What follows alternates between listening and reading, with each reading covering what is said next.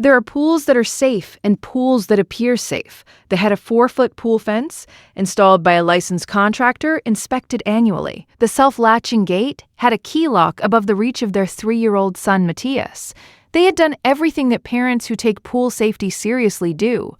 They had read the guidelines and implemented them and felt, with justification, that their setup was correct. Their Newfoundland Bjorn was 4 years old and 142 pounds and had been with the Henriksen family for 3 of Matthias's 3 years.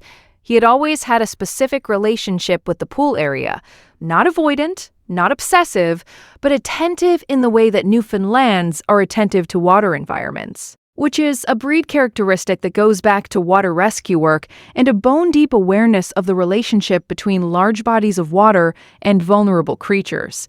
The summer started normally. June and July were ordinary. Bjorn would come to the pool area when the family was there, position himself between Matthias and the pool fence whenever the family was active in the yard, and return to his shade spot under the oak when they went inside.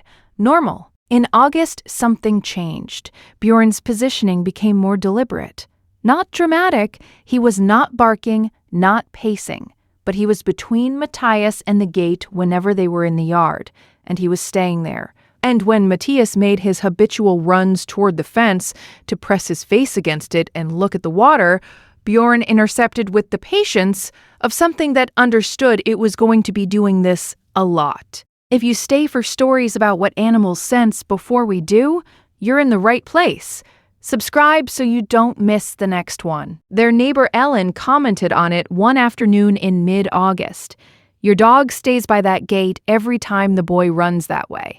Their father Anders said, "He always does." Ellen said, "He seems more urgent about it lately." Anders had not thought about it that way. He looked at Bjorn. He called a pool service company on the last day of August and asked them to inspect the gate mechanism. The technician found it within 5 minutes. The self-latching mechanism had developed a fault in the spring mechanism, a gradual failure that had reduced the latch's engagement force. The gate still appeared closed and latched when released, but under sustained pushing pressure, the kind of pressure a determined 3-year-old applies when he wants something, the engagement was not holding. The gate could be pushed open. The technician demonstrated.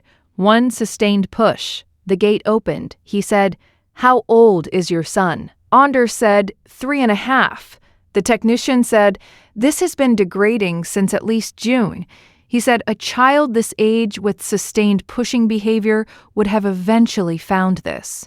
Has your pet ever done something that made no sense until it was the only thing that made sense? Tell us in the comments. These stories deserve to be heard. The mechanism was replaced. The gate was re-inspected. It held. Bjorn's behavior at the pool fence returned to its June baseline, present, attentive, but without the August urgency that Anders had not recognized as urgency until the technician demonstrated why it had been appropriate. Every guardian deserves to be recognized, even the ones who never ask for anything in return. If stories like this matter to you, subscribe so you never miss the next one. Anders thinks about August.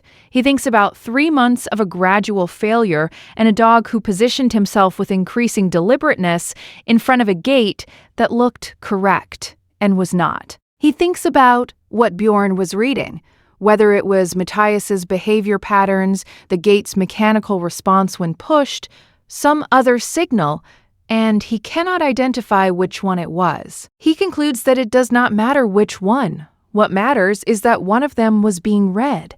The next story involves a dog who alerted to a structural problem in a deck before the family used it for the season.